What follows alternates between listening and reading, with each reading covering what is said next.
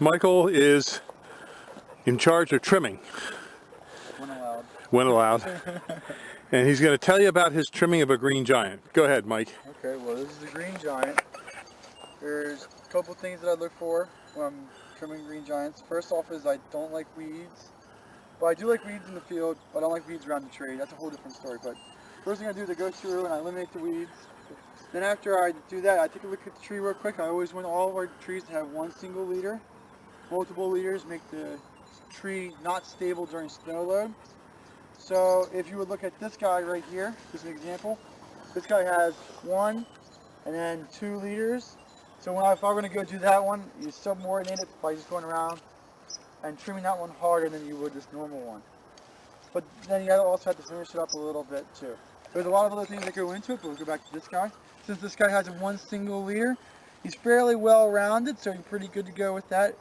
So the initial trim would be just a real light haircut. At this size, it's probably about no more than 3 inches to no less than a ½ inch kind of deal. Because when you cut it, you want it to feel that you're cutting it. This thing goes so fast that if you cut like less than a ½ inch, it's not going to do anything to it. It's just going to grow right around it. So you go through and you just cut just real lightly, just to knock back a little bit of the growth, so it makes it a little bit denser. Object is to try to fill it in so it's a little bit deeper or thicker of a plant all the way around. Then after it fills in a little bit more, then what you do is you let this one at this stage not trim this right here, or if you do, you trim it just a little bit back to the next one. Nothing real hard to stunt the growth upwards. At this stage you want it to grow real fast up and also try to make them thicker and fuller. The reason I try to make them thicker and fuller is that when you go through and you do weed control, if it's a thick full plant, it doesn't get weeds in the interior inside of it. An example of that would be like you can see how this weed, this goldenrod, is right in the center of the tree. If you trim it, it makes it a thicker plant and you won't have those weeds in the center of it. So it's just weed maintenance, and that's something I don't like weeds very much around the tree. So we thicken them up, we make sure that they have 1 leader, and at this stage we usually let the central leader alone. But if you get to something like this where it's a little bit thinner, you can see in the inside of it, it's a little thin through here. Then what we're going to do is we're going to make a nice little angle on it, and we will trim the top leader on it just to encourage more growth in this central section through there. But each tree should be looked at individually. Things you really should look for is trying to make them thick, trying to make sure that they have 1 leader, and making sure there's not a lot of weeds around them. Okay, let's start with a tree that hasn't been touched. Okay. And then we'll show you as you actually trim it from when you walk up to the tree to the time the tree is done. Okay. Well, we'll just do this one here, and we'll do that one too while we're at it. First thing you do is you cut the weeds out. That way you can see the tree. You look at it real quick, and it's pretty much good to go. It's got a couple larger ones on this side. I know you can't see it from the camera. You need to go around, making it a little bit more uniform. When you touch it, don't take too much of it off. You don't want any real large ones falling, like growing out to the side. And then we go in through here and make a nice little angle on it. You can do it. I'm not going to do it. But if you really want real fat, round ones, you could top it. But I don't think you really need to right now. Okay. Now this one here, we'll do this one. Again, you go through, you remove the weeds so you can see what you have.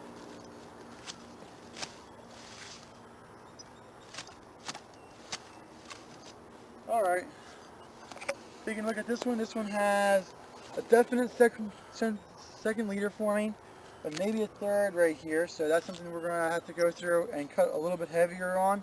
Remember earlier I said only 3 inches? You can go 4, 5, 6 inches at this stage, just to knock it back to make sure that that's not going to be a leader. And we're going to leave this one probably go. It's got a lot of new growth on it right now. I don't really want to touch too much on it, but we'll just go around now. It's trying to make it a little bit more rounder. And when we do that, we will encourage the growing points in the inside of the tree to come out and make that a thicker plant for us. Okay, now Mike, what time of the year can people do this trimming? In case they don't want to trim them like today, which is July 22nd, what other times of the year are appropriate for trimming the green giant? That's a good question. the answer to that comes into the fact of how this plant will grow. What I was taught in school was that this is called an indeterminate tree, which means it has an indeterminate amount of growth per year. Also meaning that it does not have buds. It has growing points. Like I said earlier, it had growing points. So when you trim these guys, you can technically trim these guys any time of the year that you want. I find, just in my experience, it may be different in different parts of the country, but if we go through and we trim them in the wintertime, they usually start growing a little bit later in the spring. And if you haven't fertilized the tree and you trim it during the wintertime, it usually does make the same, it makes it even longer on it. I like it to trim them when they're actively growing so that I can see how much growth rate's going to be on it. But the real answer, textbook answer, that you're not going to be wrong with is that you can trim indeterminate trees anytime of year you want. Okay, and what time of the year does this tree actively grow? Well, this tree grows just about when the temperature is right, when the humidity is right, and there's sunlight there. So it's like... It likes to grow. Pretty much from spring to fall. And how fast does it grow per year if you do not trim it or you just let it grow and it grows wild? In a well-fertilized area with adequate water and light. If conditions are really nice, they can grow up to like 2.5. I don't know if I've ever seen 3 foot, and I don't know if I really want to see 3 foot, but they do grow 2.5 without a problem. Maybe 3 if you got a really good irrigated field. I would say if you're going to get a new tree at this size or smaller, you would probably want to see in the neighborhood of like 1.5 feet of growth. You don't want too much growth because you want the tree to put roots out and establish itself. And you don't want a lot of growth when it's real young, because then when little birds come over and land on it, they go and they snap the branch off a little bit. That does happen fairly often. You'll go out to a tree and you'll see a tree that's been growing and it's got like that much new growth on it, and all of a sudden at the top it has a nice L to it. That's because a little bird landed on it and it was not strong enough to hold it and it breaks it off. It's just... Okay. And when somebody plants this, your plant spacing here is what, about 5 feet? Yeah. For the nursery? Like and what would be an ideal planting spacing for someone who just wants a rough screen? I would say you could probably get away with a little bit closer than 5, but it's one of those things like you can plant them and in like 5 years at 5 foot it'll be fine.